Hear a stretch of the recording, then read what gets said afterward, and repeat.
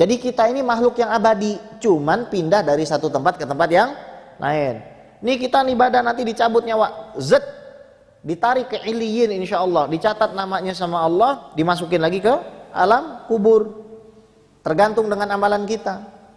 Minimal tuh orang beriman yang matinya bagus, luasnya 70 hasta, 70 ginian nih kuburannya. Luas nggak? Luas. Lampunya tuh kata Nabi masih remang-remang seperti remang-remangnya bulan purnama. Enak. Tapi kalau antum lulus, itu diluasin sejauh langit dan bumi tuh antum punya kuburan. Dan paling enaknya antum bisa ngobrol. Jadi kita di alam kubur itu bukannya bete pak. Di alam kubur apa? Santai, kita bisa ngobrol. Kita bisa ngomong sama rohnya Syekh Abu Bakar bin Salim. Kita bisa ngobrol sama rohnya Nabi Muhammad. Kita bisa ngobrol sama keluarga kita yang udah meninggal kalau kita orang soleh. Tapi kalau kita orang toleh,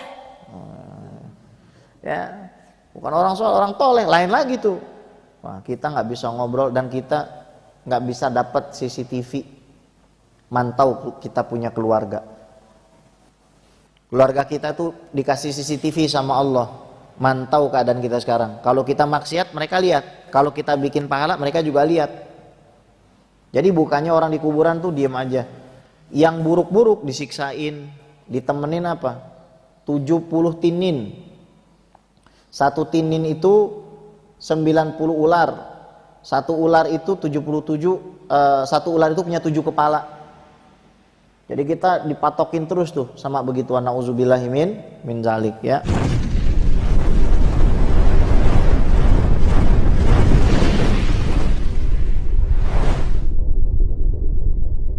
Ala Sayyidina Rasulillah Sayyidina Muhammad ibn Abdullah wa ala alihi wa sahbihi wa mawalah wa la hawla wa la quwata illa billah.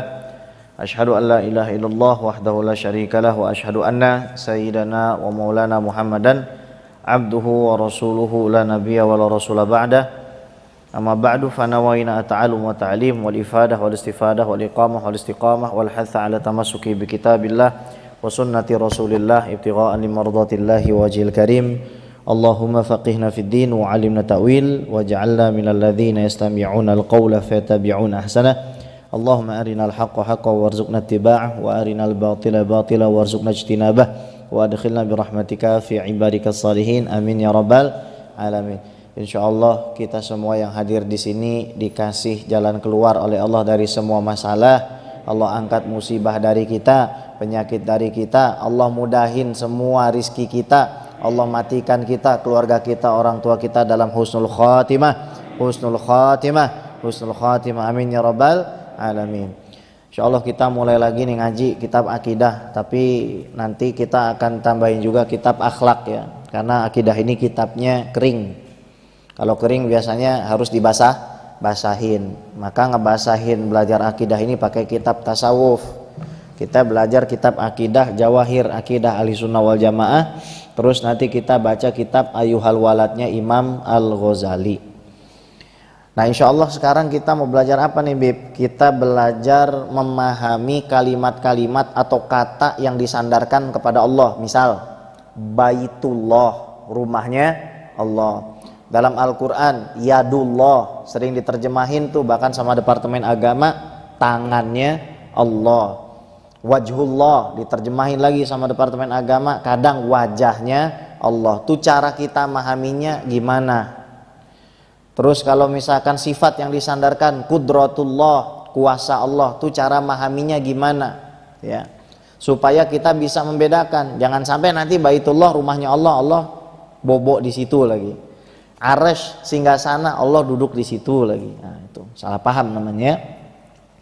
Wa bihi ilaihi qala hafizahullahu ta'ala wa nafa'ana bihi wa bi'unu fid dharain amin. Aqsamul mudhafati ilallah, bagian-bagian kata yang dinisbatkan disandarkan sama lafaz Allah. Nah gitu ya.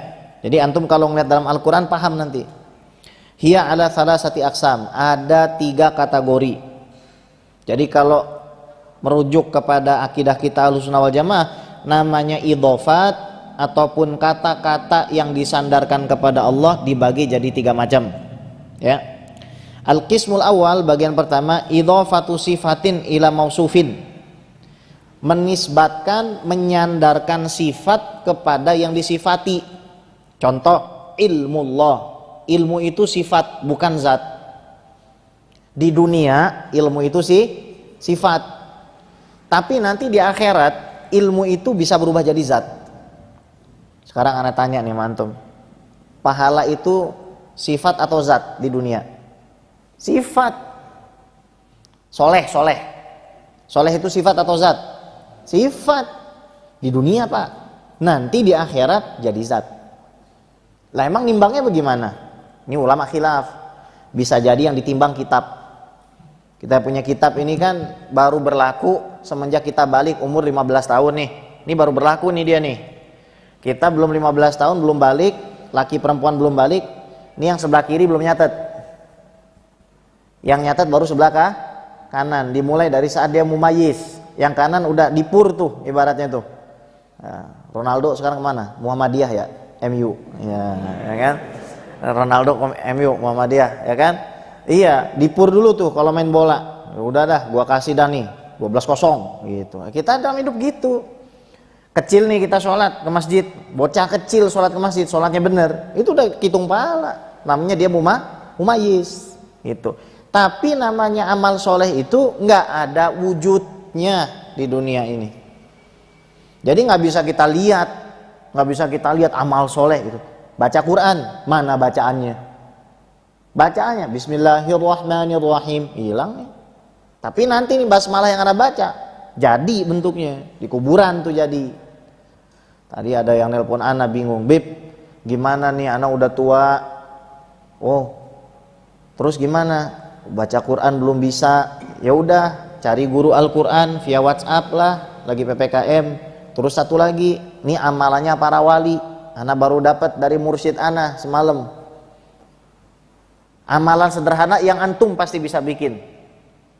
Dan ini amalannya wali. Kalau antum bisa bikin sampai meninggal, nah, antum divonis sama Allah jadi wali. Apa? Jangan pernah ninggalin wudu. Berat ya? Jangan pernah ninggalin wudu. Karena seperti Imam Ibrahim bin Adham 40 tahun nggak pernah tinggal wudu. Ya kan? Ya, mazhabnya mungkin Hanafi enak, pegang bini nggak batal lah. Kita Syafi'i, kadang-kadang kita nggak pegang bini kita gatel lah, bagaimana? Ya kan? Kita dipegangin lagi, batal lagi wudhu kita.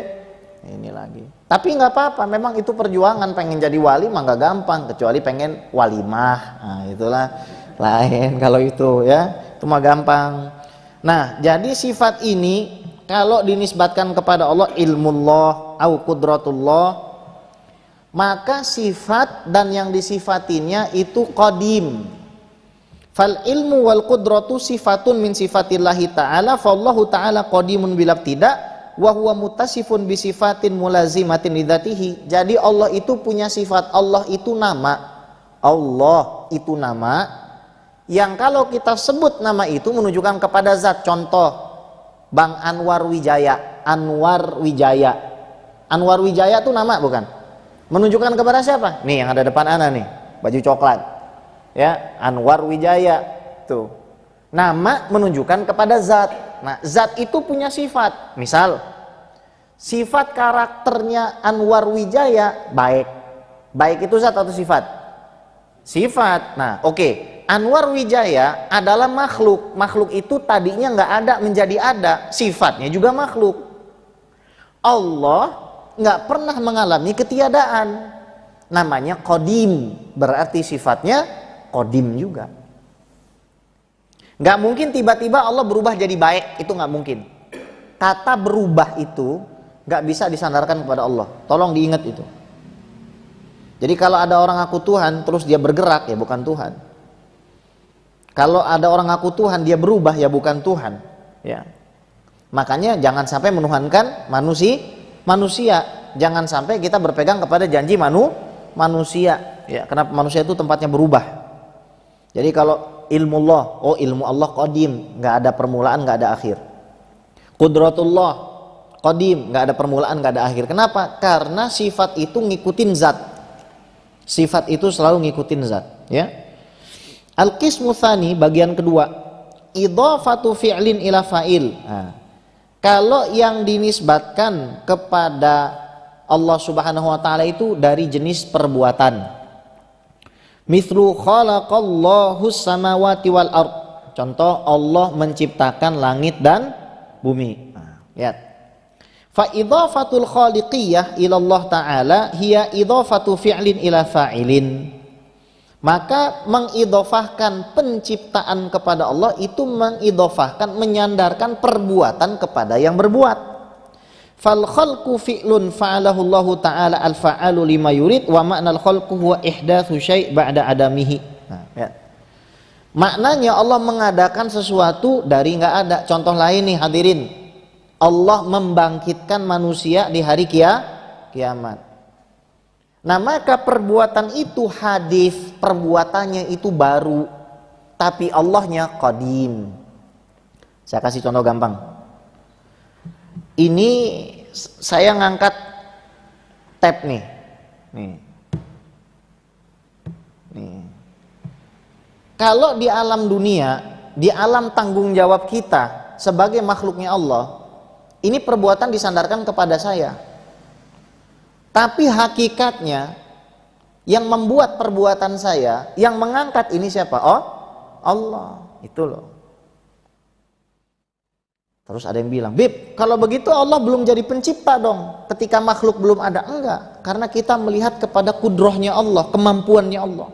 Kendati pun makhluk nggak ada, Allah tetap punya kekuasaan untuk menciptakan. Titik di situ. Nah, lain dengan pemahaman orang-orang yang mengikuti akidahnya Ibnu Taimiyah. Mereka mengatakan ya Allah itu harus punya tempat gitu. Terus kita tanya, duluan mana tempatnya sama Allah? Bingung kan? Maka dia suka mengatakan tempatnya adalah tempat yang adami, tempat yang nggak ada. Loh, tempat yang nggak ada artinya nggak ada. Lu mau nikah? Iya, udah ada jodohnya. Udah. Jodohnya mana? Jodoh yang adami. Jadi nggak ada jodohnya itu namanya. Jadi pernah tuh ada dokter tuh emak tuh, dia belajar sama saya, Bib, pokoknya anak nggak terima, namanya Allah harus ada tempatnya, gitu. Oh ya udah, sekarang Nabi bilang kan Allahu Taala walam yakun syai'un ghairuhu, Allah tuh ada tanpa segala sesuatu apapun. Jadi Allah tuh ada sebelum tempat. Berarti kira-kira duluan Allah apa duluan tempat? Kalau dia bilang duluan tempat, berarti Tuhannya Kalau dia bilang Allah bersama tempat, berarti Allah punya kawan, syirik. Maka dia akhirnya ngomong apa? Oh, yang ada adalah Allah duluan. Loh, tadi ibu mengatakan Allah harus ada tempat. Sekarang ibu bilang tempat itu adanya belakangan. Ketika belum ada tempat, Allah di mana? Ya. Berarti Allah itu tidak punya tempat, tidak butuh tempat. Ada orang mengatakan Allah duduk di atas arsy. Itu salah. Penisbatan arsyullah, arasnya Allah, ya arasy kepunyaan Allah, bukan artinya Allah duduk di situ. Penisbatan Ka'bah sebagai Baitullah bukan artinya Allah tidur di situ. Penisbatan naqatullah, ontaknya Allah, bukan artinya Allah pakai tuh ontak. Jadi kita harus paham, oh yang dinisbatkan ini apa? Jenis ketiga, maf'ul, idhafatul maf'ul ila fa'il. Jadi sesuatu yang dihasilkan dari ciptaannya Allah, kreasinya Allah, itu namanya maf'ul. Contoh apa? Baitullah, arsyullah, kursiyullah, arasy, kursi, Ka'bah, itu semua adalah maf'ul, objek dari apa yang Allah perbuat. Perbuatannya Allah itu hadis, kemudian objeknya juga hadis. Yang qadim itu hanya Allah dan sifatnya, begitu. Qadim itu apa, Bib? Qadim itu tidak punya awal. Sesuatu yang qadim pasti bakin, pasti nggak punya akhir. Kalau kita ini hadis, pernah nggak ada dan nanti akan nggak ada lagi. Terus nanti jadi ada lagi. Dan kita harus yakin nih bahwasanya kita ini tidak diciptakan untuk tiada. Yang diciptakan untuk tiada nih pohon. Yang diciptakan untuk tiada nih tanah. Itu pasti nggak ada. Kalau kita pasti ada terus. Jadi kita ini makhluk yang abadi, cuman pindah dari satu tempat ke tempat yang lain. Nih kita nih badan nanti dicabut nyawa, zet, ditarik ke iliyin insya Allah, dicatat namanya sama Allah, dimasukin lagi ke alam kubur. Tergantung dengan amalan kita. Minimal tuh orang beriman yang matinya bagus, luasnya 70 hasta, 70 ginian nih kuburannya. Luas nggak? Luas. Lampunya tuh kata Nabi masih remang-remang seperti remang-remangnya bulan purnama. Enak. Tapi kalau antum lulus itu diluasin sejauh langit dan bumi tuh antum punya kuburan. Dan paling enaknya antum bisa ngobrol. Jadi kita di alam kubur itu bukannya bete Pak. Di alam kubur apa? Santai, kita bisa ngobrol. Kita bisa ngomong sama rohnya Syekh Abu Bakar bin Salim. Kita bisa ngobrol sama rohnya Nabi Muhammad. Kita bisa ngobrol sama keluarga kita yang udah meninggal kalau kita orang soleh. Tapi kalau kita orang toleh, ya bukan orang soleh, orang toleh, lain lagi tuh. Wah, kita nggak bisa ngobrol dan kita nggak bisa dapat CCTV mantau kita punya keluarga. Keluarga kita tuh dikasih CCTV sama Allah, mantau keadaan kita sekarang. Kalau kita maksiat mereka lihat, kalau kita bikin pahala mereka juga lihat. Jadi bukannya orang di kuburan tuh diem aja. Yang buruk-buruk disiksain, ditemenin apa? 70 tinin. Satu tinin itu 90 ular. Satu ular itu 77, satu ular itu punya 7 kepala. Jadi kita dipatokin terus tuh sama begituan, nauzubillahi min zalik ya. Nah, jadi kalau misalkan sifat yang kita baca di Al-Qur'an, innallaha ala kulli syai'in qadir. Oh, Allah punya sifat kudroh. Oh, kudrohnya Allah ini nggak ada permulaan karena zatnya nggak ada permulaan. Setiap zat pasti ada sifat. Kalau misalkan perbuatan yang dinisbatkan kepada Allah Subhanahu wa taala, misalkan khaliqiyatullah, ba'tsullah, Allah membangkitkan manusia. Oh, membangkitkan itu terjadinya nanti. Kaitannya dalam waktu, berarti hadis baru perbuatannya, Allahnya qadim. Semua ini perbuatan Allah semua Pak, nggak ada yang enggak. Iblis perbuatan Allah juga, malaikat perbuatan Allah juga. Yang kita anggap baik dan buruk itu semua adalah perbuatan Allah. Itu akidah Ahlussunnah wal Jamaah, kecuali ente akidahnya Syiah, kecuali ente akidahnya Mu'tazilah, kecuali ente ngikutin pemikirannya pendiri Hizbut Tahrir Taqiyuddin An-Nabhani. Itu lain lagi akidahnya. Yang baik-baik Allah yang bikin, yang jelek-jelek makhluk yang bikin. Nah, kita jawab ini namanya dualisme di dalam penciptaan. Berarti ada pencipta selain fasid ente punya akidah, rusak ente punya akidah. Kita tahu kita punya tanggung jawab di hadapan Allah ya, karena Allah yang mau. Kira-kira iblis itu diciptakan oleh Allah atau dia bikin-bikin sendiri begitu? Allah yang bikin. Makanya ayat-ayat misalkan hadis, man adali waliyan faqad adzantu bil harb, innal ladzina yu'dzunallaha wa rasulahu. Barang siapa menyakiti Allah dan Rasulnya. Ini ada ulama Salafi Wahabi terkenal ya, namanya Syekh Ibnul Utsaimin. Beliau ini mengatakan Allah itu bisa disakiti, tapi sakit yang pantas bagi Allah. Itu sakit yang pantas itu bagaimana kira-kira? Kalau kita ditakwil, yang dimaksud menyakiti itu apa? Melanggar perintah Allah. Makanya kita itu tanzih mutlak, kita mensucikan Allah Subhanahu wa taala dari kekurangan semacam itu. Bib, kalau misalkan ada orang berpendapat kayak begitu apa hukumnya? Kalau kata para ulama ya dihukumi sebagai ahli bid'ah, tapi kita doakan masuk surga. Kalau pemikiran barang kata di dunia, kita diskusiin. Tapi kalau masalah vonis orang mati itu urusannya Allah, Pak. Saya diceritain sama Habib Muhsin bin Idrus Al-Hamid. Kata beliau begini, Beb, dulu ini ada orang di kampung kerjanya mabok terus. Dia mati, itu kelihatannya lahiriahnya dia sambil megang botol bir. Satu kampung gak ada yang mau nyolatin. Jangan nyolatin, nguburin, gak ada. Mandiin, gak ada. Datanglah seorang wali min auliyaillah dari kampung seberangnya, datang dia yang mandiin, dia yang bersihin sendirian. Dia tuh yang nguburin. Ditanya sama orang, kenapa ente bikin begini? Saya semalam dimimpiin sama nih orang. Dia di dalam kuburnya cahaya yang terang luar biasa. Ketika saya tanya, ente kan dulu di dunia terkenal pemabuk dan lain sebagainya. Kenapa kok ente begini? Dapat semuanya. Saya itu sebelum sakaratul maut saya taubat sama Allah dan taubat saya diterima. Gak ada urusan Allah tuh kalau misalkan mau kasih rahmat. Apa hak kita ngatur-ngatur orang masuk neraka? Siapa kita? Emang gara-gara kita sholat kita jadi berhak gitu masuk surga? Demi Allah enggak. Demi Allah enggak. Walaupun ente sholat 1000 tahun gak berhak ente masuk surga. Nabi aja bilang begitu, ana masuk surga bukan gara-gara amal, gara-gara rahmat Allah. Makanya kita kalau sama ahli maksiat nih, ya udah kita nasehatin semampunya, tapi jangan kita merasa lebih baik dari dia. Nasehatin itu wajib, bukan didiemin. Ini kadang kebablasan, yang nasehatin seolah-olah lebih baik, kemudian yang nggak lebih baik takut nasihat. Jadi ceritanya begini, ada maling 40 tahun jadi maling, ya, sampai di kampungnya terkenal nama belakangnya Al-Malingi, gitu.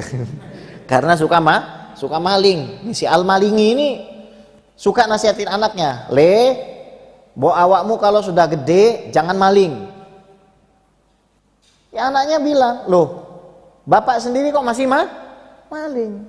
Nak, kalau saya berhenti menasihati kamu, maka suatu saat kamu pasti akan jadi maling. Biarlah saya ini sekarang seperti ini, yang penting kamu tidak seperti itu. Loh kalau misalkan kayak begitu Pak, ya jujur aja, apakah kita pantas menasihati anak kita? Wong anak kita lebih suci dari kita kok. Anak itu lebih suci dari kita kan? Bener nggak? Mereka nggak punya dosa Pak. Anak umur 5 tahun, 6 tahun, bahkan sebelum 15 tahun sebelum balik kita bilang, kamu kenapa nggak sholat? Kamu kenapa nggak berbakti sama orang tua? Lah kita apa sudah berbakti sama orang tua kita? Tapi kalau cara berpikir kita harus perfect baru kita nasihatin, nggak bisa itu. Betul kita harus memberikan contoh, tapi meskipun kita punya kekurangan, jangan sampai kita berhenti menasehati, ya, jangan sampai itu ya. Wal af'al yaf'aluha Allah azza wa jalla fi makhluqatihi la fi dzatihi, dan perbuatan Allah itu dilakukan kepada makhluknya bukan kepada zatnya, karena mustahil bagi Allah subhanahu wa ta'ala untuk merubah zatnya. Kalau bagi orang-orang salafi yang mengikuti Ibnu Taimiyah, ya ini saya sebut saja nggak apa-apa ya, mungkin saja Allah subhanahu wa ta'ala merubah dirinya. Jadi sangat mungkin bagi Allah merubah dirinya. Kenapa? Ya karena mengatakan, lihat ya, coba, Bismillahirrahmanirrahim. Ini dianggap oleh mereka, lafaz yang keluar dari mulut saya itu terjadi pula pada zat Allah. Jadi Allah itu menciptakan sesuatu yang baru pada dirinya. Loh, kalau Allah bisa menciptakan sesuatu yang baru pada dirinya yang tadinya nggak ada, maka artinya Allah bisa berubah jadi apa-apa. Allah bisa berubah jadi kodok, Allah bisa berubah jadi ketek, Allah bisa berubah jadi makhluk. Itu kalau pintunya dibuka ya begitu. Sesuatu yang nggak pernah punya permulaan, jangan dipaksa untuk turun derajat jadi punya permulaan. Itu kita punya akidah bersih, alhamdulillah. Tapi kalau masalah su'ul khotimah, biar kata ngakunya akidahnya benar, belum tentu juga husnul khotimah. Nah, makanya kita baca nih kitabnya Imam Ghazali, bagus banget. Bismillahirrahmanirrahim. Ya. Wa bihi ilahi qala alhamdulillahi rabbil alamin wal akibatu lil muttaqin wassalatu wassalamu ala nabi Muhammadin wa alihi wa sahbi ajmain. I'lam, ketahuilah anna wahidan, sesungguhnya salah satu minat thalabatil mutaqaddimin, dari murid-murid saya yang lama, kata Imam Ghazali, lazama khidmata Syekh Al-Imam Zainuddin Hujjatul Islam Al-Ghazali, yang melazimkan berkhidmat kepada Imam Al-Ghazali Hujjatul Islam Al-Ghazali Abi Hamid Muhammad bin Muhammad Al-Ghazali rahimahullahu ta'ala, washtaghala bitahsil wa qiraatil ilmi alaihi, dan sibuk baca kitab, baca ilmu. Ini kitab kecil sebenarnya hasil permintaan seorang ulama besar, muridnya Imam Ghazali, ulama yang sudah menghatamkan 1000 bab.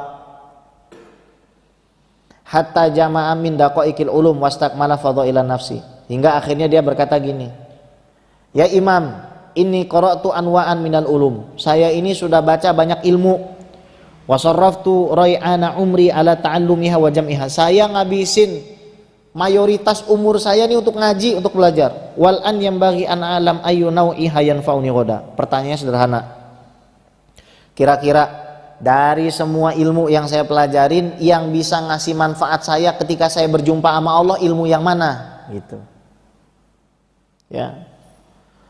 Tanyanya gampang itu. Wa yu'annisuni fi qabri. Ilmu yang mana Imam Ghazali yang kira-kira bisa nyenengin saya di kubur? Apakah ilmu debat?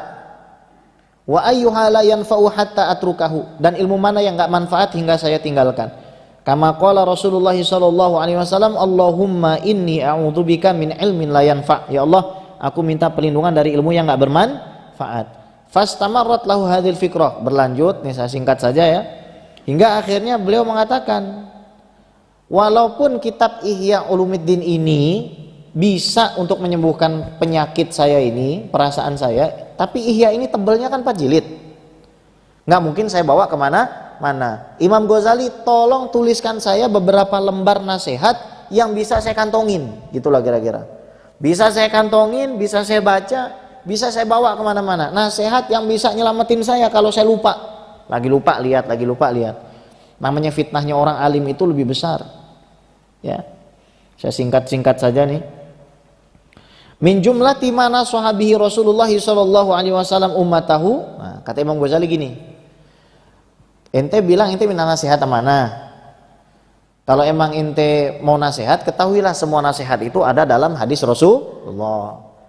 Kalau misalkan ente mengatakan bahwasanya ente nggak pernah dapat tuh hadis, ngapain bertahun-tahun belajar gitu? Jadi percuma belajar ilmu macam manapun kalau sampai tuh hadis Nabi, nasihat-nasihat Rasulullah SAW yang sederhana tuh nggak masuk, nggak ada faedah. Biar kata ngomong ilmu tinggi-tinggi, wah tingginya luar biasa. Tapi hadis-hadis Rasul yang sederhana itu nggak sampai ke hatinya, percuma. Makanya kita baca kitab ini boleh, tapi jangan lupa yang model begini gitu. Buat apa ente belajar bertahun-tahun ngaji kalau hadis-hadis Nabi yang sederhana ente nggak dapet? Kata Imam Ghazali gini, dari kesimpulan seluruh hadis Nabi tentang nasihat itu, kesimpulannya ada di dalam hadis-hadis ini. 1. Alamatu i'radillahi 'anil 'abdi istighaluhu bima la ya'ni. Pertama, tanda Allah meninggalkan seorang hamba. Allah udah nggak peduli tuh ibaratnya sama seorang hamba. Dia akan terus sampai akhir hayatnya disibukkan dengan sesuatu yang tidak memberikan manfaat. Jadi kalau kita masih lebih banyak meninggalkan ibadah, masih lebih banyak meninggalkan ngaji, baca Quran dan lain sebagainya, ayo kita sama-sama perbaikin sebelum mati. Soalnya kalau udah mati ini, omongan kita nggak ada yang bisa ngerayu itu malaikat mungkar dan nakir. Malaikat Israel juga nggak bakal ngelambatin kita gara-gara kita pintar orasi, pintar ceramah. Kita punya duit sebanyak apapun nggak bisa nyogok Israel, nggak bisa gantiin kain kafan busuk seandainya kita orang yang mati dalam keadaan su'ul khotimah itu. Ya. Yang kedua, innam ro'an dhahabat sa'atun min umurihi fi ghairi ma khuliqalahu. Kalau ada seorang hamba satu saat saja dari umurnya dia gunakan bukan untuk beribadah kepada Allah, la jadirun antatula ali hasaratuhu, pasti dia nyesel. Antum masuk surga, saya masuk surga, kita ini belum tentu bisa selalu melihat Rasulullah. Bahkan orang di surga itu yang bisa ngelihat Allah setiap hari itu hanya surga Firdaus. Kalau surga bagian bawah itu nggak akan bisa ngelihat Allah kecuali hari Jumat. Dan betapa sedihnya kita ketika pada hari Jumat kita bisa ngelihat Allah, Sabtu, Minggu, Senin, Selasa, Rabu, Kamis kita nggak bisa ngelihat. Makanya dikatakan nyesel. Yang kita pakai buat online nyesel, ana juga pasti nyesel. Penyesalan kita itu pasti banyak. Kita nggak akan bisa ngalahin amalan orang dulu, Pak. Kenapa? Amalan apa yang kita ini nggak bisa ngalahin orang dulu? Orang dulu nggak pernah disibukkan dengan hal yang nggak manfaat dan nggak penting seperti kita. Orang dulu nggak pernah disibukin sama Instagram, sama WhatsApp. Sementara sekarang kita dakwah harus lewat Instagram dan WhatsApp. Orang zaman dulu cuma nulis tawakaltu 'alallah selesai. Makanya kita nggak bisa ngalahin amalan orang dulu, nggak mungkin. Itulah keutamaan orang zaman dulu. Bisa kita ini Masjid Al-Ikhwan ini bisa didirikan. Ini pahalanya larinya kepada siapa? Pejuang Tebet yang ikut membebaskan tanah Tebet zaman dulu. Ini pahalanya ngalir ke dia. Makanya kita kemarin peringatin kemerdekaan tuh jasa para pahlawan itu ya dengan cara kita baca rotib tahlil. Itu adalah cara kita berterima kasih kepada para pahlawan. Lah ini kita dibid'ahin baca yasin, baca tahlil ya. Yang ketiga, hadis Nabi, man jawazal arba'ina walam yaghlib khairuhu ala syarrihi falyatajahaz ilan nar. Ini ngeri ya. Barang siapa umurnya melewati 40 tahun, kemudian kebaikannya tidak bisa mengalahkan kejahatannya, maka hendaknya dia siap-siap masuk neraka. Alhamdulillah saya masih 35. Sudah berapa? Sudah berapa? Silakan. Ngeri kan? Ini. Ya tapi namanya orang tobat ya kayak tadi orang mabok gitu kan. Clear langsung, bersih gitu. Ya kita bisa bayangin orang bunuh 100 orang, gara-gara tobat sama Allah, dia tinggalin kampungnya, kemudian mati di tengah jalan, Allah angkat itu derajatnya. Gara-gara apa? Punya niat yang benar, niat taubat yang benar. Nah alhamdulillah di sini kan bapaknya masih muda-muda, 14 tahun, 12, 15 tahun gitu kan, masih muda-muda lah gitu kan. Nah kita modalnya itu aja, minta ampun sama Allah. Pokoknya Allah itu sebenarnya begini Pak, kalau kita ngaku, pertama kita ngaku itu al-i'tiraf bil ajzi, itu intinya di situ. Kalau kita udah ngaku sama Allah kalau kita ini emang hancur banget orangnya, satu ngaku. Dua, terus kita berjanji sama Allah kita nggak ngulangin semua perbuatan dosa kita. Tiga, kita mati-matian ngerjain yang wajib. Empat, kita mati-matian ngerjain yang sunnah. Wallahi bismillah insya Allah kita husnul khotimah. Tapi pertama titik mula kita tobat itu apa? Kita harus ngaku kalau kita ini emang hina dan rendah. Kita harus ngaku kalau kita ini memang orang yang gak bener. Orang yang tahu dirinya gak bener itu sudah jadi orang bener. Orang meskipun dia bener, kalau dia ngerasa dia orang yang paling bener, berarti dia orang yang gak bener. Coba khulwat gitu. Saya baru dapat ilmu lagi semalam ya. Orang kalau mau khulwat gitu, tahu khulwat Pak? Khulwat itu suluk. Artinya apa? Kita ngosongin waktu kita untuk bermunajat, beribadah kepada Allah. Kita puasa Senin Kamis, puasa Daud, ya kan? Untuk ngebersihin kita punya kotoran di dalam hati. Kemudian ya kita mujahadah, baca wirid, baca zikir apa. Itu kadang-kadang jin akan datang. Jin ngaku malaikat Jibril, jin ngaku malaikat ini, malaikat itu, malaikat dari langit sekian. Untuk nolaknya bakar bukhur, tahu bukhur? Tahu bukhur Pak ya, asap yang wangi-wangi dicampur ketumbar. Jin itu nggak suka sama bau ketumbar. Ini yang ngomong Sayyid nih, Habib nih, alim nih. Tapi anak nggak mau sebutin namanya. Muridnya di mana-mana nih. Jadi kalau misalkan kita bakar bukhur, kasih ketumbar, ya, kasih ketumbar. Itu dia nggak mau, ya, nggak mau.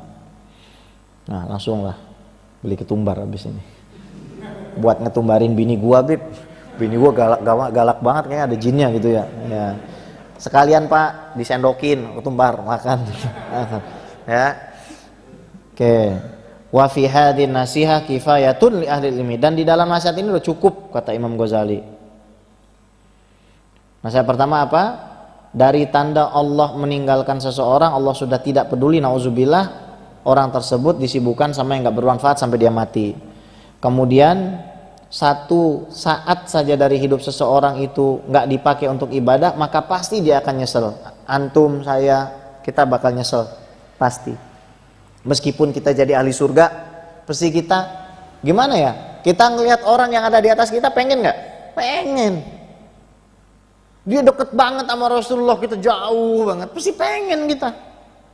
Pasti pengen, pasti ngiri kita. Akhirnya bikin kita apa? Dia baca sholawatnya seharinya 2 juta, saya 50 doang, nyesel banget.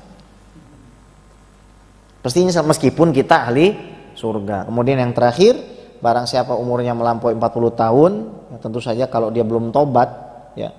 Karena kalau tobat itu ibaratnya Pak, dihapus semua tuh.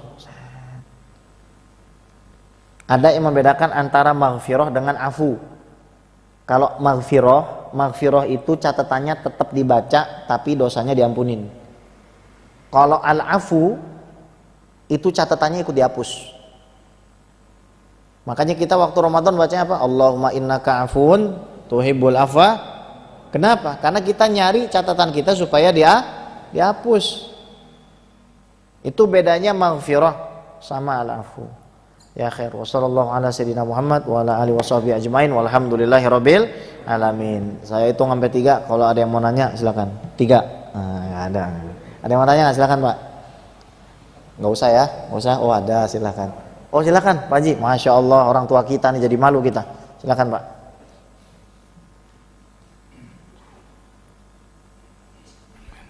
Assalamualaikum Pak Ustaz. Waalaikumsalam warahmatullahi wabarakatuh, Pak Haji. Bahagia sekali pada siang hari kita mendapat ceramah yang cukup menyenangkan gitu, membahagiakan. Pertanyaan saya adalah kebahagiaan yang hakiki nanti di akhirat tentu ketemu dengan Allah dan Rasulnya, kira begitu. Sekarang cara untuk ketemu sama Allah dan Rasul itu tentu ibadah. Ibadah itu kata apa yang kita dengar di pengajian, banyak sholat, banyak zikir, banyak bersedekah apa segala macam. Sedangkan bagaimana dengan orang yang tidak sholat atau kurang sholat atau tidak sama sekali sholat, tapi mereka beribadah sesuai dengan tuntunan Rasulullah.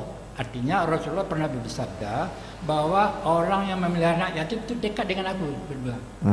Bagaimana pemahaman ini Pak Ustaz?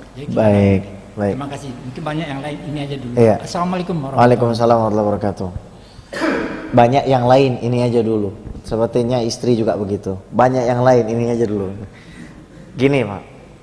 Jadi memang ana wakafilul yatimi fil jannati hakadha. Nah, gitu. Saya itu sama orang yang suka ngurus anak yatim itu seperti ini dekatnya.